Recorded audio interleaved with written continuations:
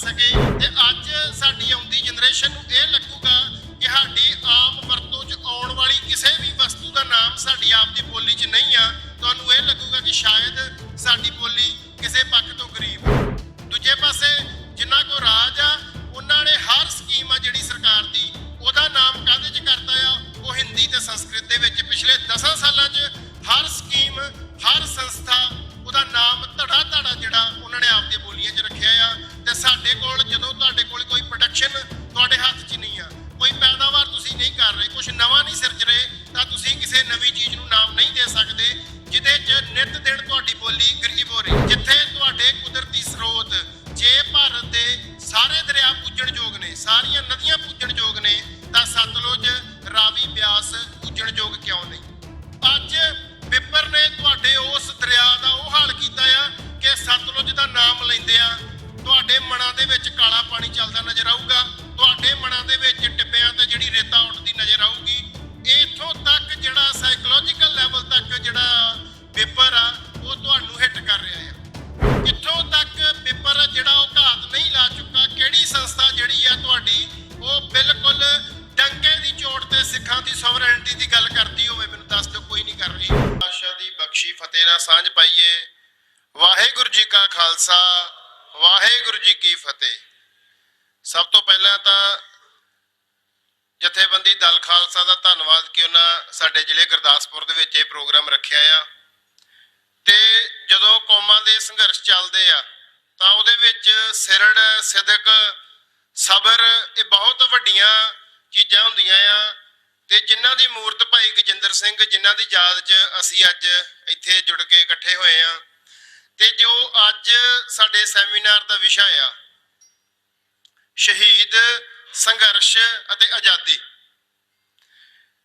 ਮੈਨੂੰ ਲੱਗਦਾ ਕਿ ਉਹਦੇ ਵਿੱਚ ਜੇ ਆਪਾਂ ਨੂੰ ਸਹੀ ਸੀਰੀਅਲ ਆਰਡਰ 'ਚ ਰੱਖਣਾ ਹੋਵੇ ਤਾਂ ਸਭ ਤੋਂ ਪਹਿਲਾਂ ਆਜ਼ਾਦੀ ਆ, ਫਿਰ ਸੰਘਰਸ਼ ਆ, ਫਿਰ ਉਹਦੇ ਵਿੱਚ ਸ਼ਹਾਦਤਾਂ ਆ, ਸ਼ਹੀਦ ਨੇ। ਕਿਉਂਕਿ ਗੁਰੂ ਨਾਨਕ ਪਾਤਸ਼ਾਹ ਨੇ ਜੋ ਇੱਕ ਸਿੱਖ ਸਾਜਿਆ ਆ, ਸਿੱਖ ਸਿਰਜਿਆ ਆ, ਉਹ ਇੱਕ ਸੋਵਰਨ ਇੰਡੀਵਿਜੂਅਲ ਆ, ਇੱਕ ਸੋਵਰਨ ਸਿੱਖ ਆ। ਜਿਹੜੀ ਸਾਡੀ ਆਜ਼ਾਦੀ ਦੀ ਗੱਲ ਆ ਉਹ ਸ਼ੁਰੂ ਕਿੱਥੋਂ ਹੁੰਦੀ ਆ? ਆਪਾਂ ਜੇ ਇਸ ਖਿੱਤੇ ਦੇ ਇਤਿਹਾਸ ਤੇ ਝਾਤ ਮਾਰੀਏ ਤਾਂ ਜੋ ਗੱਲ ਭਾਈ ਗੁਰਦਾਸ ਜੀ ਕਹਿੰਦੇ ਆ ਕਿ ਆਪ ਨਾਰਾਇਣ ਕਲਾ ਧਾਰ ਜਗ ਮੈਂ ਪਰਵਰਿਓ, ਕਿ ਪ੍ਰਮਾਤਮਾ ਮਨੁੱਖੀ ਜਾਮੇ ਦੇ ਵਿੱਚ ਗੁਰੂ ਨਾਨਕ ਪਾਤਸ਼ਾਹ ਦੇ ਰੂਪ 'ਚ ਇਸ ਖਿੱਤੇ ਦੇ ਵਿੱਚ ਆਏ ਆ। ਤੇ ਉਹਨਾਂ ਨੇ ਉਹ ਪ੍ਰਮਾਤਮਾ ਦਾ ਸੰਦੇਸ਼ ਆ, ਧੁਰ ਕੀ ਬਾਣੀ ਆ ਜਿਹੜੀ, ਉਹ ਇੱਥੋਂ ਦੇ ਲੋਕਾਂ ਨੂੰ ਬਖਸ਼ਿਸ਼ ਜਿਹੜੀ ਆ ਉਹ ਕੀਤੀ ਆ। ਤਾਂ ਉਸ ਸਮੇਂ ਜਿਹੜੇ ਵੱਡੇ ਚੈਲੰਜਸ ਆ ਉਹ ਕੀ ਨੇ? ਜੇ ਆਪਾਂ ਸਭ ਤੋਂ ਪਹਿਲੀ ਗੱਲ ਕਰ ਲਈਏ, ਵੈਸੇ ਤਾਂ ਸਿੱਖੀ ਦੇ ਵਿੱਚ ਸਮਾਜਿਕ, ਰਾਜਨੀਤਿਕ, ਧਾਰਮਿਕ ਇਹ ਮਸਲੇ ਕੋਈ ਲਹਿਦਾ ਨਹੀਂ ਹੈਗੇ, ਪਰ ਸਮਝਣ ਦੇ ਵਾਸਤੇ ਆਪਾਂ ਉਹਨਾਂ ਦੀ ਡਿਵੀਜ਼ਨ ਕਰ ਸਕਦੇ ਹਾਂ ਕਿ ਜੇ ਸਪਿਰਿਚੁਅਲਿਟੀ ਦੇ ਐਂਗਲ ਤੋਂ ਦੇਖੀਏ ਤਾਂ ਉਸ ਸਮੇਂ ਇੱਥੇ 3 ਮਤ ਨੇ, ਯੋਗ ਮਤ, ਵਿਪਰਤਾ, ਬ੍ਰਾਹਮਣਵਾਦ, ਸਨਾਤਨ ਤੇ ਤੀਸਰਾ ਇਸਲਾਮ। ਆਪਾਂ ਯੋਗ ਮਤ ਦੀ ਗੱਲ ਕਰੀਏ ਤਾਂ ਯੋਗ ਮਤ ਦੀ ਵਿੱਚ ਵੱਡੀ ਘਾਟ ਜੋ ਗੁਰੂ ਨਾਨਕ ਪਾਤਸ਼ਾਹ ਨੇ ਸਿੱਧ ਗੋਸ਼ਟ ਦੇ ਵਿੱਚ ਵੀ ਕੀਤੀ ਗੱਲ ਕਿ ਉਹ ਗ੍ਰਸਤ ਨੂੰ ਤੇ ਧਰਮ ਨੂੰ ਬਿਲਕੁਲ ਅਲੱਗਾ ਕਰ ਰਹੇ ਆ, ਕਿ ਜਿਹਦੇ ਵਿੱਚ ਆਮ ਬੰਦੇ ਵਾਸਤੇ ਪੋਸੀਬਲ ਹੀ ਨਹੀਂ ਕਿ ਉਹ ਗ੍ਰਸਤ ਆਮ ਸੰਸਾਰਿਕ ਕਾਰ ਵਿਹਾਰ ਕਰਦਿਆਂ ਧਰਮ ਦੀ ਗੱਲ ਕਰ ਸਕੇ। ਉਸ ਤੋਂ ਬਾਅਦ ਜਿਹੜੀ ਦੂਸਰੀ ਗੱਲ ਇਸਲਾਮ ਆ, ਜਿਹੜਾ ਪੱਛਮ ਦੇ ਨਾਲ ਇਨਵੇਡਰਸ ਦੇ ਨਾਲ ਸੂਫੀਆਂ ਦੇ ਰਾਹੀਂ ਇਸ ਖਿੱਤੇ 'ਚ ਪਹੁੰਚਦਾ ਆ। ਉੱਥੇ ਕੀ ਆ ਕਿ ਪ੍ਰਮਾਤਮਾ ਜੋ ਉਹ ਅੰਬਰ ਦੇ ਵਿੱਚ, ਅਸਮਾਨ ਦੇ ਵਿੱਚ ਉਹਦਾ ਪੈਗਾਮ ਲੈ ਕੇ ਆਉਣ ਵਾਲਾ ਪੈਗੰਬਰ ਆ, ਤੇ ਉਹਦੇ ਮਰੀਦ ਆ ਜਿਹੜੇ ਉਹਨੂੰ ਮੰਨਣ ਵਾਲੇ ਆ ਉਹ ਮੋਮਨ ਆ, ਮੁਸਲਿਮ ਆ। ਪਰ ਉੱਥੇ ਇੱਕ ਵੱਡੀ ਖਾਮੀ ਇਹ ਆ ਕਿ ਉੱਥੇ ਨਾਨ ਮੁਸਲਿਮਸ ਵਾਸਤੇ ਕੋਈ ਸਪੇਸ ਨਹੀਂ ਆ।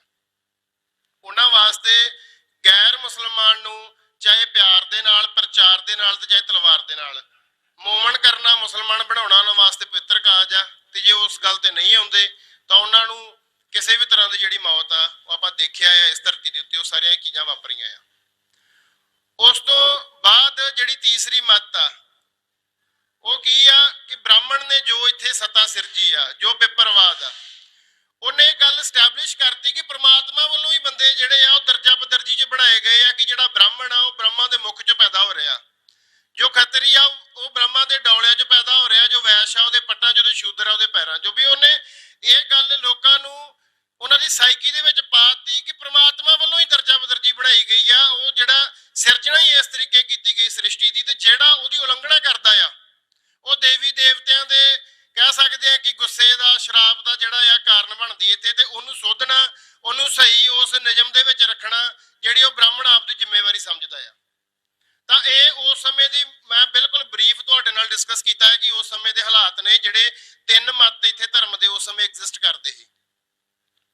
ਉਸ ਤੋਂ ਬਾਅਦ ਜੇ ਆਪਾਂ ਸਮਾਜਿਕ ਜੋ ਹਾਲਾਤ ਉਹਦੀ ਗੱਲ ਕਰ ਲਈਏ ਤਾਂ ਜੋ ਇੱਥੇ ਇਸਤਰੀ ਦੇ ਹਾਲਾਤ ਨੇ, ਜੋ ਪਰਦਾ ਪ੍ਰਥਾ ਦੇ ਹਾਲਾਤ ਨੇ, ਜਾਂ ਉਸ ਤੋਂ ਇਲਾਵਾ ਵਿਪਰ ਨੇ ਜੋ ਜਿਹੋ ਜਿਹਾ ਸਮਾਜ ਸਿਰਜਿਆ ਆ ਕਿ ਇੱਕ ਖਾਸ ਜਾਤ ਨਾਲ ਸੰਬੰਧਿਤ, ਇੱਕ ਖਾਸ ਵਰਗ ਨਾਲ ਸੰਬੰਧਿਤ ਲੋਕਾਂ ਕੋਲ ਕੋਈ ਅਧਿਕਾਰ ਨਹੀਂ ਕਿ ਉਹ ਧਰਮ ਦੀ ਗੱਲ ਕਰ ਸਕਣ। ਜੇ ਕਿਸੇ ਦੇ ਕੰਨਾਂ 'ਚ ਵੇਦਾਂ ਦੇ ਸ਼ਲੋਕ ਪੈਂਦੇ ਆ ਤਾਂ ਉਹਦੇ ਕੰਨਾਂ 'ਚ ਸਿੱਕਾ ਢਾਲ ਕੇ ਪਾਇਆ ਜਾ ਸਕਦਾ ਆ, ਪਾਇਆ ਜਾਂਦਾ ਆ। ਰਾਮ ਵੱਲੋਂ ਸ਼ੰਭੁਕ ਰਿਸ਼ੀ ਦਾ ਕਤਲ ਕਰਨਾ ਇੱਕ ਵੱਡੀ ਉਦਾਹਰਨ ਆ ਕਿ ਨੌਨ ਬ੍ਰਾਹਮਣ ਜਿਹੜਾ ਆ ਉਹ ਕੋਈ ਧਰਮ ਦੀ ਗੱਲ, ਉਹ ਕੋਈ ਵੇਦਾਂ ਦੀ ਗੱਲ ਨਹੀਂ ਕਰ ਸਕਦਾ। ਤਾਂ ਉਹ ਲੋਕ ਇੱਥੇ ਇਸ ਹੱਦ ਤੱਕ ਸਫਰ ਕਰ ਰਹੇ ਆ ਕਿ 4 ਕੈਟਾਗਰੀਜ਼ ਤੋਂ ਵੀ ਬਾਹਰ ਅਛੂਤ ਤੇ ਚੰਡਾਲ ਕੈਟਾਗਰੀਜ਼ ਬਣਾਈਆਂ ਹੋਈਆਂ ਆ। ਤੇ ਉਸ ਤੋਂ ਵੀ ਇਲਾਵਾ ਜੋ ਇਸਲਾਮ ਦੇ ਪ੍ਰਭਾਵ 'ਚ ਆ ਕੇ ਇਸਲਾਮ ਕਬੂਲ ਕਰ ਚੁੱਕੇ ਆ ਉਹਨਾਂ ਦੇ ਵਾਸਤੇ ਇੱਕ ਟਰਮ ਕੋਇਨ ਕੀਤੀ ਗਈ ਆ ਮਲੇਸ਼। ਸੋ ਇਹ ਉਸ ਸਮੇਂ ਦੇ ਸਮਾਜਿਕ ਹਾਲਾਤ ਨੇ। ਤੇ ਰਾਜਨੀਤਿਕ ਜੋ ਹਾਲਾਤ ਨੇ ਉਹ ਜੋ ਬਾਬਰ ਦੀ ਸਾਰਿਆਂ ਨੂੰ ਵਾਕਿਆ ਪਤਾ ਆ ਕਿ ਜੋ ਬਾਬਰ ਨੇ ਇਸ ਖਿੱਤੇ ਦੇ ਵਿੱਚ ਲੋਕਾਂ ਨਾਲ ਕੀਤਾ ਜਾਂ ਉਹਦੇ ਸਕਸੈਸਰਸ ਨੇ ਇਸ ਖਿੱਤੇ ਦੇ ਲੋਕਾਂ ਦੇ ਨਾਲ ਕੀਤਾ, ਇਹ ਸਾਰੀ ਉਸ ਸਮੇਂ ਦੀ ਪ੍ਰੈਕਟੀਕਲ ਹਾਲਾਤ ਨੇ ਕਿ ਮਨੁੱਖ ਕਿਸ ਤਰ੍ਹਾਂ ਦੀ ਗੁਲਾਮੀ ਦੇ ਵਿੱਚ ਜਿਉ ਰਿਹਾ ਆ। ਤੇ ਪਾਤਸ਼ਾਹ ਨੇ ਜਿਹੜੀ ਗੱਲ ਕੀਤੀ ਆ ਉਹ ਇੱਕ ਸੋਵਰਨ ਮਨੁੱਖ ਸਿਰਜਣ ਦੀ ਗੱਲ ਕੀਤੀ ਆ ਕਿ ਮਨੁੱਖ ਤੇ ਪਰਮਾਤਮਾ ਦੇ ਵਿੱਚ ਕੋਈ ਹੋਰ ਨਹੀਂ ਹੋ ਸਕਦਾ। ਇੱਕ ਨਵਾਂ ਕਨਸੈਪਟ ਆਇਆ ਸੱਚੇ ਪਾਤਸ਼ਾਹ ਦਾ। ਇਸ ਤੋਂ ਪਹਿਲਾਂ ਇਹ ਗੱਲ ਕਿਤੇ ਵੀ ਐਗਜ਼ਿਸਟ ਨਹੀਂ ਕਰਦੀ। ਸੱਚੇ ਪਾਤਸ਼ਾਹ ਕਿ ਜਿਹੜਾ ਪਰਮਾਤਮਾ ਆ, ਅਕਾਲ ਪੁਰਖ ਵਾਹਿਗੁਰੂ ਆ, ਉਹ ਸੱਚਾ ਪਾਤਸ਼ਾਹ ਆ ਤੇ ਸਿੱਖ ਸਿਰਫ ਤੇ ਸਿਰਫ ਉਹਦੇ ਅੱਗੇ ਹੀ ਸਿਜਦਾ ਕਰੂਗਾ। ਤਾਂ ਜਿਹੜੇ ਸਮੇਂ ਦੇ ਹੁਕਮਰਾਨ ਆ ਉਹਦੇ ਵਾਸਤੇ ਇੱਕ ਬਹੁਤ ਵੱਡਾ ਚੈਲੰਜ ਆ ਕਿ ਤੁਹਾਡੀ ਰਈਅਤ, ਤੁਹਾਡਾ ਜਿਹੜਾ ਉੱਥੇ ਦੇ ਵਸੋਂ ਆ ਉਹ ਤੁਹਾਨੂੰ ਪਾਤਸ਼ਾਹ ਨਹੀਂ ਮੰਨ ਰਹੀ, ਉਹ ਤੁਹਾਨੂੰ ਰਾਜਨੀਤਿਕ ਦੇ ਤੌਰ ਤੇ ਤੁਹਾਨੂੰ ਆਪ ਦਾ ਬਾਦਸ਼ਾਹ ਜਿਹੜਾ ਆ ਹੁਕਮਰਾਨ ਨਹੀਂ ਮੰਨ ਰਹੀ। ਉਹ ਕਿਹਨੂੰ ਮੰਨ ਰਹੀ ਆ? ਉਹ ਅਕਾਲ ਪੁਰਖ ਵਾਹਿਗੁਰੂ ਨੂੰ, ਸੱਚੇ ਪਾਤਸ਼ਾਹ ਨੂੰ ਮੰਨ ਰਹੀ ਆ। ਤਾਂ ਉੱਥੇ ਉਹ ਟਕਰਾਅ ਜਿਹੜਾ ਆ, ਇੱਕ ਸੋਵਰਨ ਸਿੱਖ, ਇੱਕ ਸੋਵਰਨ ਮਨੁੱਖ ਨੇ ਜੇ ਐਗਜ਼ਿਸਟ ਕਰਨਾ ਆ ਪਰਮਾਤਮਾ ਨੂੰ ਸੱਚਾ ਪਾਤਸ਼ਾਹ ਮੰਨ ਕੇ, ਤਾਂ ਉਹਦਾ ਵਕਤੀ ਹਕੂਮਤਾਂ ਦੇ ਨਾਲ ਟਕਰਾਅ ਜੋ ਉਹ ਲਾਜ਼ਮ ਆ। ਇਸੇ ਕਰਕੇ ਜਿਹੜੀ ਉੱਥੇ ਗੱਲ ਬਾਣੀ ਦੇ ਵਿੱਚ ਵੀ ਆਉਂਦੀ ਆ, ਜੋ ਤੋਂ ਪ੍ਰੇਮ ਖੇਲਣ ਕਾ ਚਾਓ ਸਿਰ ਤਲ ਤਲੀ ਗਲੀ ਮਰਿਆਓ। ਤਾਂ ਸਭ ਤੋਂ ਪਹਿਲਾਂ ਜੇ ਗੱਲ ਸਿਰਫ ਧਰਮ ਦੀ ਆ, ਨਾਮ ਜਪਣ ਦੀ ਆ, ਤਾਂ ਉੱਥੇ ਤਲੀ ਤੇ ਸਿਰ ਰੱਖ ਕੇ ਆਉਣ ਦੀ ਗੱਲ ਉਹ ਕਿੱਥੋਂ ਆਉਂਦੀ ਆ? ਤਾਂ ਉਹ ਗੱਲ ਆਉਣੀ ਹੀ ਆਉਣੀ ਆ ਜਿੰਨੇ ਵੀ ਪਰਮਾਤਮਾ ਨੂੰ ਸੱਚਾ ਪਾਤਸ਼ਾਹ ਮੰਨ ਕੇ ਦੁਨਿਆਵੀ ਤਖਤ ਤੇ ਬੈਠੇ ਹੁਕਮਰਾਨ ਨੂੰ ਆਪ ਦਾ ਹੁਕਮਰਾਨ ਨਹੀਂ ਮੰਨਣਾ, ਤਾਂ ਉੱਥੇ ਉਹ ਟਕਰਾਅ ਲਾਜ਼ਮ ਆ। ਇਹ ਰਾਜਨੀਤੀ ਦੇ ਸਫੇਅਰ ਦੇ ਵਿੱਚ ਇਹ ਟਕਰਾਅ ਹੋਇਆ ਆ। ਉਸ ਤੋਂ ਬਾਅਦ ਜਿਹੜਾ ਧਰਮ ਦੇ ਸਫੇਅਰ ਦੇ ਵਿੱਚ ਅਸੀਂ ਗੱਲ ਕਰ ਲਈਏ ਤਾਂ ਜਿੱਥੇ ਤੇ ਦਲਿਤ ਵਾਸਤੇ, ਜਿੱਥੇ ਸ਼ੂਦਰ ਵਾਸਤੇ ਕਿਸੇ ਵੇਦ ਦਾ ਸ਼ਲੋਕ ਸੁਣਨਾ, ਉਚਾਰਨ ਕਰਨਾ ਉਹ ਏਡੀ ਵੱਡੀ ਸਜ਼ਾ ਆ ਕਿ ਉਹਦੇ ਕੰਨ 'ਚ ਸਿੱਕਾ ਢਾਲ ਕੇ ਪਾਇਆ ਜਾ ਸਕਦਾ, ਉਹਦੀ ਜ਼ੁਬਾਨ ਕੱਟੀ ਜਾ ਸਕਦੀ ਆ। ਤੇ ਉੱਥੇ ਜਿਹੜੀ ਆ ਉਹਨਾਂ ਕੈਟਾਗਰੀਜ਼, ਉਹਨਾਂ ਵਰਗਾਂ 'ਚੋਂ ਆਉਣ ਵਾਲੇ ਭਗਤਾਂ ਦੀ ਬਾਣੀ ਨੂੰ ਗੁਰੂ ਗ੍ਰੰਥ ਸਾਹਿਬ ਦੇ ਵਿੱਚ, ਆਦਿ ਗ੍ਰੰਥ ਸਾਹਿਬ ਦੇ ਵਿੱਚ ਜਿਹੜਾ ਆ ਸ਼ਾਮਲ ਕੀਤਾ ਗਿਆ। ਜਿੱਥੇ ਪਾਤਸ਼ਾਹ ਕਹਿ ਰਹੇ ਆ ਨੀਚਾ ਅੰਦਰ ਨੀਚ ਜਾਤ, ਨੀਚੀ ਹੂੰ ਅਤ ਨੀਚ, ਨਾਨਕ ਤਿਨ ਕੇ ਸੰਗ ਸਾਥ ਵੱਡਿਆਂ ਸਿਓ ਕੈਰੀਸ। ਤਾਂ ਉੱਥੇ ਵਿਪਰ ਦੇ ਨਾਲ ਟਕਰਾਅ ਹੋਣਾ ਵੀ ਲਾਜ਼ਮ ਆ। ਤੇ ਉਹ ਟਕਰਾਅ ਅਸੀਂ ਦੇਖਿਆ ਆ ਕਿ ਉਦੋਂ ਤੋਂ ਲੈ ਕੇ ਹੁਣ ਤੱਕ ਉਹ ਟਕਰਾਅ ਲਗਾਤਾਰ ਜਾਰੀ ਆ। ਆਪਾਂ ਇਸਲਾਮ ਵਾਲੇ ਫੈਕਟਰ ਨੂੰ ਅੱਜ ਦੇ ਸੰਦਰਭ ਦੇ ਵਿੱਚ ਇਗਨੋਰ ਕਰ ਸਕਦੇ ਆ ਕਿਉਂਕਿ ਸਾਡਾ ਉਹਨਾਂ ਦੇ ਨਾਲ ਸਿੱਧਾ ਕਿਸੇ ਵੀ ਤਰ੍ਹਾਂ ਦੇ ਨਾਲ ਕੋਈ ਵਾਹ ਵਾਸਤਾ ਨਹੀਂ ਆ। 47 ਤੋਂ ਬਾਅਦ ਬਿਲਕੁਲ ਪੋਲੀਟੀਕਲੀ ਸਾਡਾ ਉਹਨਾਂ ਦੇ ਨਾਲ ਉਵੇਂ ਕੋਈ ਇੱਥੇ ਕੋਈ ਪਾਵਰ ਦੀ ਟਸਲ ਨਹੀਂ ਚੱਲ ਰਹੀ। ਜਿਨ੍ਹਾਂ ਨਾਲ ਸਾਡੀ ਅੱਜ ਟਸਲ ਆ, ਇੱਕ ਵੱਡਾ ਸ਼ਿਫਟ ਜਿਹੜਾ 47 'ਚ ਇਹ ਆਇਆ ਕਿ ਜਿਨ੍ਹਾਂ ਦੇ ਨਾਲ ਸਿੱਖਾਂ ਦਾ ਸਿਧਾਂਤ ਦਾ ਰੌਲਾ ਆ, ਉਹਨਾਂ ਦੇ ਕੋਲ ਤਾਕਤ ਵੀ ਆ ਗਈ। ਉਹਨਾਂ ਦੇ ਕੋਲ ਜੇ ਮੁਗਲ ਅੰਪਾਇਰ ਦੇ ਸਮੇਂ ਬੜੀ ਲਿਮਟਿਡ ਜੀ ਤਾਕਤ ਸੀ ਕਿ ਇੱਕ ਛੋਟਾ ਜਿਹਾ ਖਿੱਤਾ 22 ਧਾਰ ਦਾ, ਉਹਦੇ ਵਿੱਚ ਉਹਨਾਂ ਦੇ ਕੋਲ ਰਾਜ ਨੇ, ਉਹਨਾਂ ਦੇ ਰਾਜੇ ਨੇ, ਤਾਂ ਉੱਥੇ ਵੀ ਉਹਨਾਂ ਨੇ ਘੱਟ ਨਹੀਂ ਗੁਜ਼ਾਰੀ। ਉਹਨਾਂ ਨੇ ਆਪ ਦਾ ਅੱਡੀ ਚੋਟੀ ਦਾ ਜ਼ੋਰ ਲਾਇਆ ਆ ਕਿ 10ਵੇਂ ਪਾਤਸ਼ਾਹ ਨੂੰ ਅਨੰਦਪੁਰ ਸਾਹਿਬ ਦੇ ਕਿਲੇ 'ਚ ਉਹਨਾਂ ਨੇ ਕੱਢ ਕੇ ਹੀ ਸਾਹ ਲਿਆ ਆ। ਤੇ ਅੱਜ ਜਦੋਂ ਉਹਨਾਂ ਕੋਲ ਇਸ ਖਿੱਤੇ ਦੀ ਜਿਹੜਾ ਇੰਡੀਅਨ ਸਬ ਕੰਟੀਨੈਂਟ ਆ ਉਹਦੀ ਫੁੱਲ ਫਲੈਜ ਤਾਕਤ ਉਹਨਾਂ ਦੇ ਹੱਥ 'ਚ ਆਈ ਆ, ਤਾਂ ਉਹ ਕਿਸੇ ਵੀ ਤਰ੍ਹਾਂ ਦਾ ਸੋਖਾ ਜਿਹੜਾ ਸਿੱਖਾਂ ਦੇ ਨਾਲ ਨਹੀਂ ਗੁਜ਼ਾਰਨ ਵਾਲੇ। ਇਹ ਗੱਲ ਕੰਧ ਤੇ ਲਿਖਿਆ ਜਿਹੜਾ ਸੱਚ ਵਾ ਤੇ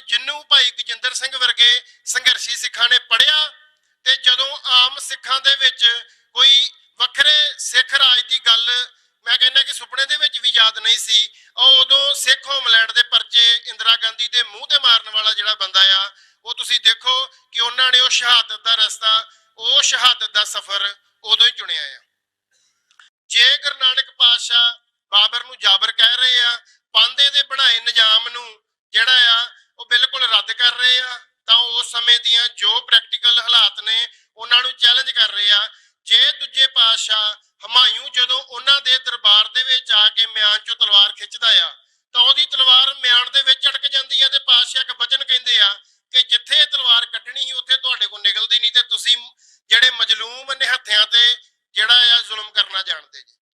ਜੇ ਤੀਜੇ ਪਾਤਸ਼ਾਹ ਦੇ ਦਰਬਾਰ 'ਚ ਅਕਬਰ ਆ ਕੇ ਪੰਗਤ 'ਚ ਪਹਿਲਾਂ ਉਹਨੂੰ ਪੰਗਤ 'ਚ ਬੈਠ ਕੇ ਲੰਗਰ ਛਕਣ ਨੂੰ ਕਿਹਾ ਜਾਂਦਾ, ਉਸ ਤੋਂ ਬਾਅਦ ਉਹਦੇ ਨਾਲ ਭੇਟ ਹੁੰਦੀ ਆ, ਤਾਂ ਉੱਥੇ ਇੱਕ ਬਹੁਤ ਸਪਸ਼ਟ ਸੁਨੇਹਾ ਆ ਕਿ ਇਸ ਦਰਬਾਰ ਦੇ ਵਿੱਚ ਕੋਈ ਵੀ ਜਿਹੜਾ ਵਕਤੀ ਹੁਕਮਰਾਨ ਆ ਉਹ ਕਿਸੇ ਆਮ ਇਨਸਾਨ ਦੇ ਨਾਲ ਉੱਚਾ ਨਹੀਂ ਹੋ ਸਕਦਾ, ਉੱਥੇ ਸਾਰੇ ਬਰਾਬਰ ਨੇ। ਜੇ ਚੌਥੇ ਪਾਤਸ਼ਾਹ ਇੱਕ ਨਵਾਂ ਨਗਰ ਵਸਾ ਰਹੇ ਆ, ਉੱਥੇ 52 ਕਿੱਤਾਘਰ ਵਸਾ ਰਹੇ ਆ, ਤਾਂ ਉਹ ਇੱਕ ਨਵੀਂ ਸਿਵਲਾਈਜੇਸ਼ਨ, ਇੱਕ ਨਵੀਂ ਸਭਿਅਤਾ ਦੀ ਸਿਰਜਣਾ ਆ। ਸਿੱਖ ਇੱਕ ਧਰਮ, ਇੱਕ ਮਤ, ਇੱਕ ਪੰਥ ਨਹੀਂ ਆ, ਸਿਰਫ ਸਿੱਖ ਇੱਕ ਸਿਵਲਾਈਜੇਸ਼ਨ ਆ ਜਿਹਦੇ ਵਿੱਚ ਉਹਨਾਂ ਕੋਲ ਆਪ ਦੀ ਲਿਪੀ ਆ, ਆਪ ਦਾ ਗ੍ਰੰਥ ਆ, ਆਪ ਦੇ ਨਿਸ਼ਾਨ ਨੇ, ਹਰ ਤਰ੍ਹਾਂ ਦਾ ਇੰਸਟੀਚਿਊਟ ਜਿਹੜਾ ਪਾਤਸ਼ਾਹ ਸਿੱਖਾਂ ਨੂੰ ਦੇ ਕੇ ਗਏ ਆ। ਇੱਥੋਂ ਤੱਕ ਕਿ ਗੁਰੂ ਸਿੱਖ ਨੂੰ ਵੀ ਗੁਰੂ ਹੋਣ ਦਾ ਜਿਹੜਾ, ਜਦੋਂ ਪੰਜਾਂ ਦੇ ਰੂਪ ਦੇ ਵਿੱਚ ਸਿੱਖ ਇਕੱਠੇ ਹੋ ਕੇ ਸ੍ਰੀ ਗੁਰੂ ਗ੍ਰੰਥ ਸਾਹਿਬ ਦੀ ਹਜ਼ੂਰੀ 'ਚ ਅੰਮ੍ਰਿਤ ਤਿਆਰ ਕਰਕੇ ਅੱਗੇ ਸੰਚਾਰ ਕਰ ਸਕਦੇ ਆ, ਤਾਂ ਜਿਹੜੀ ਗੱਲ ਉਹਨਾਂ ਨੇ ਥਿਉਰੀ ਦੇ ਵਿੱਚ ਕਹੀ ਆ ਉਹਨਾਂ ਨੇ ਪ੍ਰੈਕਟੀਕਲ ਵੀ ਕੀਤੀ ਆ। ਜਦੋਂ ਪੰਚਮ ਪਾਤਸ਼ਾਹ ਸਮੇਂ ਦੇ ਹੁਕਮਰਾਨ ਦੇ ਅੱਗੇ ਜਿਹੜਾ ਆਪ ਦਾ ਸਿਰ ਨਹੀਂ ਝੁਕਾਉਂਦੇ, ਉਹਦੇ ਵਿੱਚ ਕਈ ਕਾਰਨ ਰਹਿ ਸਕਦੇ ਆ, ਆਪਾਂ ਉਹਦੇ 'ਚ ਵਿਪਰ ਦੀ ਵੀ ਗੱਲ ਕਰ ਸਕਦੇ ਆ, ਮੁਗਲਿਆ ਹਕੂਮਤ ਦੀ ਵੀ ਗੱਲ ਕਰ ਸਕਦੇ ਆ।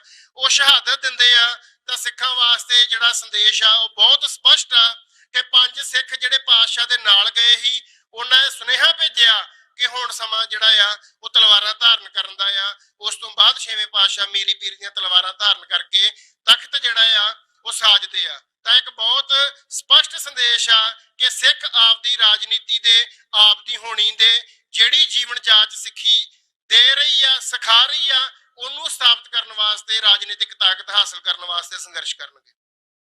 ਸਤਵੇਂ ਪਾਤਸ਼ਾਹ ਨੇ ਆਪਣੇ ਗੁਰੂ ਕਾਲ ਦੇ ਵਿੱਚ 2200 ਘੋੜ ਸਵਾਰ ਤਿਆਰ ਬਰ ਤਿਆਰ ਫੌਜ ਆਪਦੇ ਨਾਲ ਰੱਖੀ ਆ, ਤੇ ਆਪਦੀ ਤਿਆਰ ਬਰ ਤਿਆਰ ਫੌਜ ਰੱਖਣੀ, ਨਵੇਂ ਨਗਰ ਵਸਾਉਣੇ, ਇਸ ਗੱਲ ਦਾ ਸੰਦੇਸ਼ ਆ ਕਿ ਸਿੱਖ ਕਿਸੇ ਦਾ ਗੁਲਾਮੀ ਜਿਹੜੀ ਆ ਉਹ ਕਬੂਲ ਨਹੀਂ ਕਰਦਾ, ਕਿਸੇ ਦੇ ਅਧੀਨ ਨਹੀਂ ਆ। 8ਵੇਂ ਪਾਤਸ਼ਾਹ ਵੱਲੋਂ ਦਿੱਲੀ ਜਾ ਕੇ ਔਰੰਗਜ਼ੇਬ ਦੇ ਬਾਰ-ਬਾਰ ਕਹਿਣ ਤੇ ਸ਼ਾਹਜਹਾਰ ਕਰਨ ਦੇ ਵੀ ਦਰਸ਼ਨ ਨਾ ਦੇਣੇ, ਇਹ ਕਹਿਣਾ ਕਿ ਤੂੰ ਆਮ ਰਈਅਤ ਤੇ ਜ਼ੁਲਮ ਕਰ ਰਿਹਾ ਵੀ ਮੈਂ ਤੈਨੂੰ ਦਰਸ਼ਨ ਨਹੀਂ ਦੇਣੇ, ਇਹ ਸਿੱਧਾ ਤੇ ਸਾਫ਼ ਜਿਹੜਾ ਸੰਦੇਸ਼ ਆਮ ਸਿੱਖ ਵਾਸਤੇ ਆ ਕਿ ਕੋਈ ਕਿੱਡਾ ਵੀ ਤਗੜਾ ਹੁਕਮਰਾਨ ਕਿਉਂ ਨਾ ਹੋਵੇ, ਔਰੰਗਜ਼ੇਬ ਦਾ ਨਾਮ ਸਾਰੀ ਦੁਨੀਆ 'ਚ ਉਸ ਸਮੇਂ ਮਸ਼ਹੂਰ ਸੀ, ਤਾਂ ਦੱਸਿਆ ਕਿ ਸਿੱਖ ਨੇ ਕਦੇ ਵੀ ਕਿਸੇ ਤਾਕਤਵਰ ਵਕਤੀ ਹੁਕਮਰਾਨ ਦੀ ਝੇਪ ਜਿਹੜੀ ਆ ਉਹ ਨਹੀਂ ਮੰਨਣੀ। 9ਵੇਂ ਪਾਤਸ਼ਾਹ ਚਾਂਦਨੀ ਚੌਕ ਦੇ ਵਿੱਚ ਸ਼ਹੀਦੀ ਦੇ ਕੇ ਭੈ ਕਾਹੂ ਕੋ ਦੇਤਨਾ ਨੈ ਭੈ ਮਨਤਾਨ, ਉਹ ਦੁਨੀਆ ਦੇ ਵਿੱਚ ਇੱਕ ਬਹੁਤ ਵਿਲੱਖਣ ਮਿਸਾਲ ਆ ਜਿਹੜੀ 9ਵੇਂ ਪਾਤਸ਼ਾਹ ਨੇ ਕਾਇਮ ਕੀਤੀ ਆ ਚਾਂਦਨੀ ਚੌਕ ਦੇ ਵਿੱਚ। ਉਸ ਤੋਂ ਬਾਅਦ 10ਵੇਂ ਪਾਤਸ਼ਾਹ ਨੇ ਜੋ ਸਰੂਪ ਖਾਲਸੇ ਨੂੰ ਬਖਸ਼ਿਆ ਆ, ਜੋ ਸਿੱਖਾਂ ਨੂੰ ਇੱਕ, ਜਿੱਥੇ ਸਿੱਖ ਇੱਕ ਧਰਮ ਆ ਉੱਥੇ ਉਹ ਇੱਕ ਜੀਵਨ ਜਾਚ ਆ, ਉਹਨਾਂ ਦੀ ਇੱਕ ਰਹਿਤ ਮਰਿਆਦਾ ਆ, ਉਹਨਾਂ ਦੇ ਜੰਮਣ ਸੰਸਕਾਰ, ਮਰਨ ਸੰਸਕਾਰ ਅੱਡ ਆ, ਉਹਨਾਂ ਦੇ ਜੋੜ ਮੇਲੇ, ਉਹਨਾਂ ਦੇ ਤਿਉਹਾਰ, ਹਰ ਇੱਕ ਚੀਜ਼ ਜਿਹੜੀ ਕਿਸੇ ਸੱਭਿਅਤਾ ਕੋਲ ਹੁੰਦੀ ਆ ਉਹ ਪਾਤਸ਼ਾਹ ਸਾਨੂੰ ਬਖਸ਼ ਕੇ ਗਏ ਆ।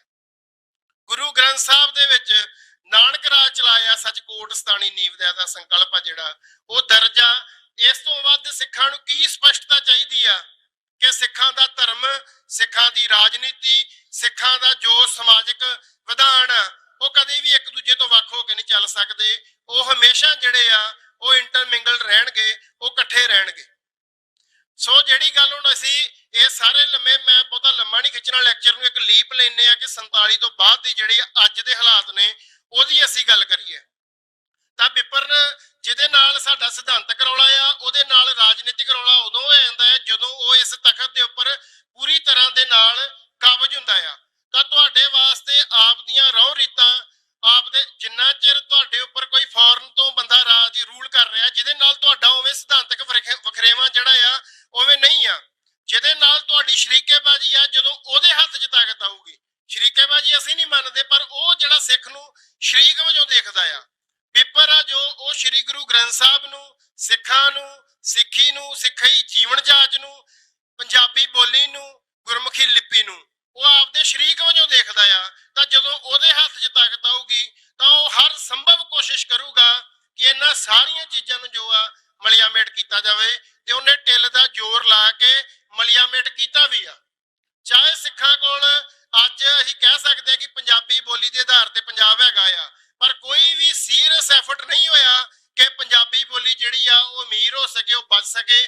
ਭਾਸ਼ਾ ਵਿਭਾਗ ਆ ਜੋ ਪੰਜਾਬੀ ਮਹਿਕਮਾ ਆ, ਪਟਿਆਲਾ ਯੂਨੀਵਰਸਿਟੀ ਦੀ ਆਪਦੀ ਪਬਲੀਕੇਸ਼ਨ ਆ, ਹੋਰ ਕਿੰਨੀਆਂ ਸੰਸਥਾਵਾਂ ਆ, ਉਹ ਸਾਡੇ ਵਹਿੰਦਿਆਂ ਵਹਿੰਦਿਆਂ ਡਿਫੰਕਟ ਹੋਈਆਂ ਆ। ਤੇ ਅੱਜ ਸਾਡੀ ਆਉਂਦੀ ਜਨਰੇਸ਼ਨ ਨੂੰ ਇਹ ਲੱਗੂਗਾ ਕਿ ਸਾਡੀ ਆਮ ਵਰਤੋਂ 'ਚ ਆਉਣ ਵਾਲੀ ਕਿਸੇ ਵੀ ਵਸਤੂ ਦਾ ਨਾਮ ਸਾਡੀ ਆਪਦੀ ਬੋਲੀ 'ਚ ਨਹੀਂ ਆ, ਤੁਹਾਨੂੰ ਇਹ ਲੱਗੂਗਾ ਕਿ ਸ਼ਾਇਦ ਸਾਡੀ ਬੋਲੀ ਕਿਸੇ ਪੱਖ ਤੋਂ ਗਰੀਬ ਆ। ਦੂਜੇ ਪਾਸੇ ਜਿਨ੍ਹਾਂ ਕੋ ਰਾਜ ਆ, ਉਹਨਾਂ ਨੇ ਹਰ ਸਕੀਮ ਆ ਜਿਹੜੀ ਸਰਕਾਰ ਦੀ, ਉਹਦਾ ਨਾਮ ਕਾਹਦੇ 'ਚ ਕਰਤਾ ਆ? ਉਹ ਹਿੰਦੀ ਤੇ ਸੰਸਕ੍ਰਿਤ ਦੇ ਵਿੱਚ। ਪਿਛਲੇ 10 ਸਾਲਾਂ 'ਚ ਹਰ ਸਕੀਮ, ਹਰ ਸੰਸਥਾ, ਉਹਦਾ ਨਾਮ ਧੜਾ ਧੜਾ ਜਿਹੜਾ ਉਹਨਾਂ ਨੇ ਆਪਦੇ ਬੋਲੀਆਂ 'ਚ ਰੱਖਿਆ ਆ। ਤੇ ਸਾਡੇ ਕੋਲ ਜਦੋਂ ਤੁਹਾਡੇ ਕੋਲ ਕੋਈ ਪ੍ਰੋਡਕਸ਼ਨ ਤੁਹਾਡੇ ਹੱਥ 'ਚ ਨਹੀਂ ਆ, ਕੋਈ ਪੈਦਾਵਾਰ ਤੁਸੀਂ ਨਹੀਂ ਕਰ ਰਹੇ, ਕੁਝ ਨਵਾਂ ਨਹੀਂ ਸਿਰਜ ਰਹੇ, ਤਾਂ ਤੁਸੀਂ ਕਿਸੇ ਨਵੀਂ ਚੀਜ਼ ਨੂੰ ਨਾਮ ਨਹੀਂ ਦੇ ਸਕਦੇ ਜਿਹਦੇ 'ਚ ਨਿਤ ਦਿਨ ਤੁਹਾਡੀ ਬੋਲੀ ਗਰੀਬ ਹੋ ਰਹੀ ਆ। ਜਿੱਥੇ ਤੁਹਾਡੇ ਕੁਦਰਤੀ ਸਰੋਤ, ਜੇ ਭਾਰਤ ਦੇ ਸਾਰੇ ਦਰਿਆ ਪੂਜਣਯੋਗ ਨੇ, ਸਾਰੀਆਂ ਨਦੀਆਂ ਪੂਜਣਯੋਗ ਨੇ, ਤਾਂ ਸਤਲੁਜ, ਰਾਵੀ, ਬਿਆਸ ਪੂਜਣਯੋਗ ਕਿਉਂ ਨਹੀਂ? ਜਿਸ ਸਤਲੁਜ 'ਚੋਂ ਪਾਤਸ਼ਾਹ ਨੇ ਬਾਟੇ 'ਚ ਜਲ ਲੈ ਕੇ ਅੰਮ੍ਰਿਤ ਤਿਆਰ ਕੀਤਾ, ਉਸ ਸਤਲੁਜ ਦਾ ਨਾਮ ਲੈਂਦਿਆਂ ਸਿੱਖਾਂ ਦੇ ਮਨਾਂ ਦੇ ਵਿੱਚ ਇੱਕ ਖੜਾ ਹੋਣਾ ਚਾਹੀਦਾ ਸੀ। ਇੱਕ ਝਮ ਝਮ ਵਗਦਾ ਦਰਿਆ, ਜਿੱਥੇ ਹਰਿਆਵਲ ਹੁੰਦੀ, ਨੀਲੇ ਰੰਗ ਦਾ ਨੀਰ ਵਗਦਾ ਹੁੰਦਾ, ਸਿੱਖਾਂ ਦੇ ਦਿਮਾਗ 'ਚੋਂ ਦ੍ਰਿਸ਼ ਹੋਣਾ ਚਾਹੀਦਾ ਸੀ। ਅੱਜ ਬਿੱਪਰ ਨੇ ਤੁਹਾਡੇ ਉਸ ਦਰਿਆ ਦਾ ਉਹ ਹਾਲ ਕੀਤਾ ਆ ਕਿ ਸਤਲੁਜ ਦਾ ਨਾਮ ਲੈਂਦਿਆਂ ਤੁਹਾਡੇ ਮਨਾਂ ਦੇ ਵਿੱਚ ਕਾਲਾ ਪਾਣੀ ਚੱਲਦਾ ਨਜ਼ਰ ਆਊਗਾ, ਤੁਹਾਡੇ ਮਨਾਂ ਦੇ ਵਿੱਚ ਟਿੱਬਿਆਂ ਤੇ ਜਿਹੜੀ ਰੇਤਾ ਉੱਡਦੀ ਨਜ਼ਰ ਆਊਗੀ। ਇੱਥੋਂ ਤੱਕ ਜਿਹੜਾ ਸਾਈਕੋਲੋਜੀਕਲ ਲੈਵਲ ਤੱਕ ਜਿਹੜਾ ਬਿੱਪਰ ਆ ਉਹ ਤੁਹਾਨੂੰ ਹਿੱਟ ਕਰ ਰਿਹਾ ਆ। ਸੋ ਇਹ ਚੈਲੰਜ ਆ ਜਿਹੜੇ ਉਹ ਤੁਹਾਡੇ ਸਾਹਮਣੇ ਬਿਲਕੁਲ ਪ੍ਰਤੱਖ ਨੇ। ਤੁਹਾਡੀ ਕੋਈ ਸੰਸਥਾ ਆ, ਚਾਹੇ ਉਹ ਚੀਫ ਖਾਲਸਾ ਦੀਵਾਨ ਆ, ਚਾਹੇ ਉਹ ਦਿੱਲੀ ਕਮੇਟੀ ਆ, ਚਾਹੇ ਉਹ SGPC ਆ, ਚਾਹੇ ਉਹ ਸਿੰਘ ਸਭਾ ਆ, ਕਿੱਥੋਂ ਤੱਕ ਬਿੱਪਰ ਜਿਹੜਾ ਉਹ ਘਾਤ ਨਹੀਂ ਲਾ ਚੁੱਕਾ? ਕਿਹੜੀ ਸੰਸਥਾ ਜਿਹੜੀ ਆ ਤੁਹਾਡੀ ਉਹ ਬਿਲਕੁਲ ਡੰਕੇ ਦੀ ਚੋਟ ਤੇ ਸਿੱਖਾਂ ਦੀ ਸੋਵਰੇਨਟੀ ਦੀ ਗੱਲ ਕਰਦੀ ਹੋਵੇ? ਮੈਨੂੰ ਦੱਸ ਦਿਓ, ਕੋਈ ਨਹੀਂ ਕਰ ਰਹੀ। ਕਿੱਥੋਂ ਤੱਕ ਤੁਹਾਡੇ ਐਜੂਕੇਸ਼ਨਲ ਇੰਸਟੀਚਿਊਟ, ਸਿੱਖ ਨੈਸ਼ਨਲ ਕਾਲਜ ਆ, ਜਿਹੜੇ ਸਿੱਖ ਐਜੂਕੇਸ਼ਨਲ ਸੁਸਾਇਟੀਜ਼ ਆ, ਉਹ ਸਾਰੀਆਂ ਡਿਫੰਕਟ ਹੋ ਚੁੱਕੀਆਂ। ਦਿੱਲੀ ਦੇ ਸ਼੍ਰੀ ਗੁਰੂ ਤੇਗ ਬਹਾਦਰ ਖਾਲਸਾ ਕਾਲਜ ਦੀ ਜਿਹੜੀ ਘਟਨਾ ਆ ਉਹ ਤੁਹਾਡੇ ਸਾਹਮਣੇ ਆ ਕਿ ਉਹ ਇੱਕ ਡਿਸਪਲਿਨਰੀ ਐਕਸ਼ਨ ਵੀ ਨਹੀਂ ਉਹ ਲੈ ਸਕੇ ਉਹਨਾਂ ਵਿਦਿਆਰਥੀਆਂ ਤੇ ਜਿਨ੍ਹਾਂ ਨੇ ਇੱਕ ਸਿੱਖ ਨੌਜਵਾਨ ਦੀ ਸ਼ਰੇਆਮ ਪੱਗ ਲਾਈ ਆ, ਤੇ ਸਾਰੇ ਮੁਲਕ ਨੇ ਉਹ ਦੇਖਿਆ ਆ। ਤੇ ਉਸ ਸਮੇਂ ਲਾਈ ਆ ਕਿ ਜਦੋਂ ਵਰਲਡ ਦੇ ਪਲੇਟਫਾਰਮ ਤੇ ਡਿਸਕਸ ਹੋ ਰਿਹਾ ਆ ਕਿ ਸਿੱਖਾਂ ਨੂੰ ਆਪਣਾ ਧਰਮ ਪ੍ਰੈਕਟਿਸ ਕਰਨ ਦੇ ਵਿੱਚ ਚੈਲੰਜਸ ਆ ਰਹੇ ਨੇ, ਤਾਂ ਇਹ ਤਾਂ ਅੱਜ ਦੀ ਸਿਚੁਏਸ਼ਨ ਆ। ਇਹਦੇ ਵਿੱਚ ਸੋਲੂਸ਼ਨ ਕੀ ਆ? ਸੋਲੂਸ਼ਨ ਉਹ ਪਿੱਛੇ ਲਿਖਿਆ ਆ, ਸੰਘਰਸ਼ ਤੇ ਸ਼ਹਾਦਤ। ਜਿਹੜੀ ਸ਼ਹੀਦੀ ਆ ਉਹ ਸਭ ਤੋਂ ਉੱਚੀ ਪਦਵੀ ਆ ਸ਼ਹਾਦਤ ਦੀ, ਪਰ ਸਿੱਖ ਜਦੋਂ ਗੁਰੂ ਦੇ ਦੱਸੇ ਮਾਰਗ ਤੇ ਸਮੇਂ ਦੇ ਹੁਕਮਰਾਨ ਨੂੰ ਜਿਹੜਾ ਇਨਕਾਰੀ ਹੋ ਕੇ ਉਹਨੂੰ ਰੱਦ ਕਰਕੇ ਇੱਕ ਸੱਚੇ ਪਾਤਸ਼ਾਹ ਨੂੰ ਆਪਦਾ ਪਾਤਸ਼ਾਹ ਮੰਨ ਕੇ ਸਿੱਖੀ ਦੇ ਰਾਹ ਤੇ ਤੁਰਦਾ ਆ, ਤਾਂ ਉਦਣ ਉਹਨੇ ਸ਼ਹਾਦਤ ਦਾ ਜਿਹੜਾ ਸਫ਼ਰ ਆ ਉਹਨੇ ਆਪਦਾ ਸ਼ੁਰੂ ਕਰਤਾ ਆ। ਉਹਦਾ ਅੰਜਾਮ ਆ ਜੋ, ਉਹਦਾ ਅੰਜਾਮ ਕੀ ਹੋਣਾ ਆ? ਜੋ ਭਾਈ ਗਜਿੰਦਰ ਸਿੰਘ ਨੇ ਆਪਦੀ ਜ਼ਿੰਦਗੀ ਦੇ 4.5 ਦਹਾਕੇ ਇਸ ਆਪਦੀ ਮਾਂ ਭੋਏ ਤੋਂ ਦੂਰ ਗੁਜ਼ਾਰੇ ਆ, ਜੋ ਭਾਈ ਨਿੱਜਰ ਦਾ ਅੰਜਾਮ ਹੋਇਆ ਆ, ਜੋ ਭਾਈ ਪੰਜਵੜ ਦਾ ਅੰਜਾਮ ਹੋਇਆ ਆ, ਜੋ ਭਾਈ ਖੰਡੇ ਦਾ ਅੰਜਾਮ ਹੋਇਆ ਆ, ਜੋ ਭਾਈ ਜਗਤਾਰ ਸਿੰਘ ਜੱਗੀ ਜੋਲ ਬਿਨਾਂ ਕਿਸੇ ਕਨਵਿਕਸ਼ਨ ਤੋਂ, ਬਿਨਾਂ ਕਿਸੇ ਚਾਰਜਸ ਫਾਈਲ ਹੋਣ ਤੋਂ ਪਿਛਲੇ 7-8 ਸਾਲ ਤੋਂ ਦਿੱਲੀ ਦੀ ਜੇਲ੍ਹ 'ਚ ਬੈਠਾ ਆ, ਇਹ ਅੰਜਾਮ ਆ। ਤੇ ਇਹ ਜਿੰਨੇ ਵੀ ਯੋਧਿਆਂ ਦੇ ਨਾਮ ਲਏ ਆ, ਤੇ ਬਹੁਤ ਹੋਰ ਹੋਣਗੇ ਜਿਨ੍ਹਾਂ ਦੇ ਮੈਂ ਨਾਮ ਇੱਥੇ ਨਹੀਂ ਗਿਣਾ ਸਕਦਾ, ਇਹ ਸਾਰੇ ਸ਼ਹਾਦਤ ਦੇ ਸਫ਼ਰ ਦੇ ਪਾਂਧੀ ਨੇ, ਤੇ ਜਿਨ੍ਹਾਂ ਦੇ ਅੱਗੇ ਸਿਰਫ ਇੱਕ ਹੀ ਸ਼ਰਤ ਹੁਕਮਰਾਨ ਰੱਖਦਾ ਆ, ਜਿਹੜੀ ਗੱਲ ਅਮਿਤ ਸ਼ਾਹ ਨੇ ਪਾਰਲੀਮੈਂਟ 'ਚ ਖਲੋ ਕੇ ਕਹੀ ਆ ਕਿ ਆਪਦੀ ਗਲਤੀ ਮੰਨ ਲੈਣ ਤੇ ਫਿਰ ਰਿਹਾਈ ਮਿਲਦੀ ਆ ਬੰਦੀ ਸਿੰਘਾਂ ਨੂੰ। ਤੁਸੀਂ ਇਹ ਦੇਖੋ ਕਿ ਜਿਨ੍ਹਾਂ ਦੇ ਅੱਗੇ ਹੁਕਮਰਾਨ ਇੱਕ ਸਪਸ਼ਟ ਬੜੇ ਦੋ ਟੁਕ ਇਹ ਆਪਸ਼ਨ ਰੱਖ ਰਿਹਾ ਆ ਕਿ ਤੁਸੀਂ ਗਲਤੀ ਮੰਨ ਲਓ ਕਿ ਤੁਹਾਡਾ ਸੰਘਰਸ਼ ਗਲਤ ਆ ਤੇ ਤੁਸੀਂ ਬਾਹਰ ਆ ਸਕਦੇ ਜੇ, ਆਮ ਜੀਵਨ ਜਿਉ ਸਕਦੇ ਜੇ, ਤੇ ਉਹ ਬੰਦੇ ਇਸ ਗੱਲ ਤੇ ਮੰਨਣ ਨੂੰ ਤਿਆਰ ਨਹੀਂ। ਇਹ ਸਾਡੇ ਸ਼ਹੀਦ ਨੇ, ਠੀਕ ਆ ਕਿ ਉਹ ਅੱਜ ਸਾਡੇ ਵਿੱਚ ਜਿਉਂਦੇ ਨੇ, ਪਰ ਉਹ ਜਿੰਦਾ ਸ਼ਹੀਦ ਨੇ। ਉਹਨਾਂ ਨੇ ਉਹ ਸ਼ਹਾਦਤ ਦਾ ਸਫ਼ਰ ਆ ਜਿਹੜਾ ਉਹਦੇ ਤੇ ਉਹ ਚੱਲ ਰਹੇ ਆ, ਬੜੇ ਅਡੋਲ ਤਰੀਕੇ ਨਾਲ ਚੱਲ ਰਹੇ ਆ, ਤੇ ਗੁਰੂ ਮਹਾਰਾਜ ਕਿਰਪਾ ਕਰਨ ਕਿ ਉਸ ਆਪ ਜਿਹੜੇ ਇਸ ਸਫ਼ਰ ਦੇ ਉੱਪਰ ਇਦਾਂ ਹੀ ਚੱਲਦੇ ਰਹਿਣ। ਤੇ ਆਮ ਸਿੱਖ ਵੀ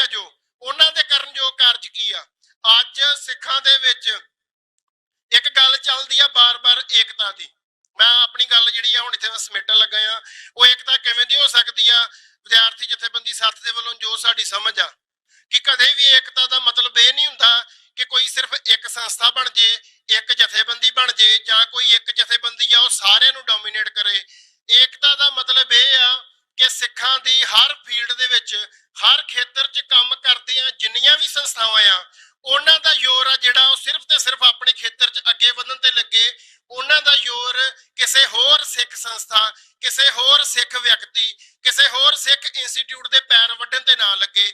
ਜਿੱਦਣ ਸਿੱਖਾਂ ਦੀਆਂ ਹਰ ਖੇਤਰ ਦੇ ਵਿੱਚ ਕੰਮ ਕਰਦੀਆਂ ਜਥੇਬੰਦੀਆਂ, ਸੰਸਥਾਵਾਂ ਸਿਰਫ ਤੇ ਸਿਰਫ ਆਪ ਦਾ ਜ਼ੋਰ ਆਪਦੇ ਖੇਤਰ ਨੂੰ ਪਛਾਣ ਕੇ ਉਹਦੇ 'ਚ ਅੱਗੇ ਵਧਣ ਤੇ ਲਾਉਣਗੀਆਂ, ਉਦੋਂ ਮੈਂ ਕਹਿ ਸਕਦਾ ਹਾਂ ਕਿ ਜਿਹੜੀ ਸਿੱਖਾਂ ਦੀ ਚੜ੍ਹਦੀ ਕਲਾ ਹੋਊਗੀ। ਜਿਹੜੀ ਗੱਲ ਰਾਜ ਦੇ ਪ੍ਰਾਪਤੀ ਦਾ ਸੰਘਰਸ਼ ਆ, ਵੇਖੋ ਇਹ ਸੰਘਰਸ਼ ਸਦੀਆਂ ਦੇ ਸੰਘਰਸ਼ ਹੁੰਦੇ ਆ, ਕੌਮਾਂ ਨੂੰ ਰਾਜ ਮਿਲਦੇ ਆ, ਰਾਜ ਜਾਂਦੇ ਆ, ਪਰ ਜਦੋਂ ਕੌਮ ਦੇ ਦਿਮਾਗ ਦੇ ਵਿੱਚ ਨਿਸ਼ਾਨਾ ਸਪਸ਼ਟ ਹੋਵੇ, ਆਜ਼ਾਦੀ ਸੰਘਰਸ਼ ਉਹ ਕਰ ਰਹੀ ਹੋਵੇ, ਸ਼ਹਾਦਤ ਦੀ ਪਦਵੀ ਮਾਨਣ ਦੇ ਵਾਸਤੇ ਲੋਕ ਬੇਤਾਬ ਹੋਣ, ਤਾਂ ਮੈਨੂੰ ਲੱਗਦਾ ਨਹੀਂ ਕਿ ਗੁਲਾਮੀ ਦਾ ਜੂਲਾ ਗਲੋਂ ਲੱਥਦਿਆਂ ਕੋਈ ਸਮਾਂ ਲੱਗ ਸਕਦਾ ਆ। ਸ਼ਹੀਦ ਭਾਈ ਤਾਰਾ ਸਿੰਘ ਵਾਂ ਦੀ ਸ਼ਹੀਦੀ ਆ ਜਿਹਨਾਂ ਮਿੱਥ ਕੇ ਸ਼ਹੀਦੀ ਦਿੱਤੀ ਆ। ਸੰਤ ਗਿਆਨੀ ਜਰਨੈਲ ਸਿੰਘ ਖਾਲਸਾ ਭਿੰਡਰਾਂ ਵਾਲਿਆਂ ਦੀ ਸ਼ਹੀਦੀ ਆ ਜਿਹਨਾਂ ਮਿੱਥ ਕੇ ਸ਼ਹੀਦੀ ਦਿੱਤੀ ਆ। ਅੱਜ ਦੇ ਸਮੇਂ 'ਚ ਭਾਈ ਨਿੱਜਰ ਦੀ ਸ਼ਹੀਦੀ ਆ ਜਿਹਨੇ ਸਾਰੀ ਦੁਨੀਆ ਨੂੰ ਦੱਸਿਆ ਆ ਕਿ ਸਿੱਖਾਂ ਦੀ ਸਿਚੁਏਸ਼ਨ ਕੀ ਆ, ਸਿੱਖਾਂ ਦਾ ਸੰਘਰਸ਼ ਕੀ ਆ। ਜਦੋਂ ਇਸ ਸਿਰੜ ਦੇ ਨਾਲ, ਇਸ ਦ੍ਰਿੜਤਾ ਦੇ ਨਾਲ ਸਿੱਖ ਇਕਮੁੱਠ ਹੋ ਕੇ ਆਪਦੇ ਖੇਤਰ ਨੂੰ ਪਛਾਣ ਕੇ ਕਾਰਜ ਕਰਨਗੇ, ਪੰਥ ਦੀ ਚੜ੍ਹਦੀ ਕਲਾ ਹੋਊਗੀ। ਜੋ ਕੋਈ ਅੱਖਰ ਵਾਧਾ ਘਾਟਾ ਜੋ ਭੁੱਲ ਚੁੱਕਾ ਜਿਹੜੀ ਆ ਉਹਨੂੰ ਮਾਫ ਕਰਨ ਦੀ ਕੋਸ਼ਿਸ਼, ਕਿਉਂਕਿ ਮੈਂ ਕੋਈ ਪ੍ਰੈਕਟਿਸ ਨਹੀਂ ਹੈ ਇਹੋ ਜਿਹੇ ਪ੍ਰੋਗਰਾਮ ਦੇ ਉੱਤੇ ਬੋਲਣ ਦੀ। ਮੈਂ ਜਥੇਬੰਦੀ ਦਾ ਧੰਨਵਾਦ ਕਰਦਾ ਕਿ ਉਹਨਾਂ ਮੈਨੂੰ ਬੋਲਣ ਦਾ ਮੌਕਾ ਦਿੱਤਾ। ਜੇ ਕਿਸੇ ਦੀ ਸ਼ਾਨ ਦੇ ਵਿੱਚ ਕੋਈ ਲਫ਼ਜ਼ ਵੱਧ ਘੱਟ ਕਿਹਾ ਗਿਆ ਹੋਵੇ ਤਾਂ ਅਣਜਾਣ ਬੱਚਾ ਸਮਝ ਕੇ ਮਾਫ ਕਰਨਾ।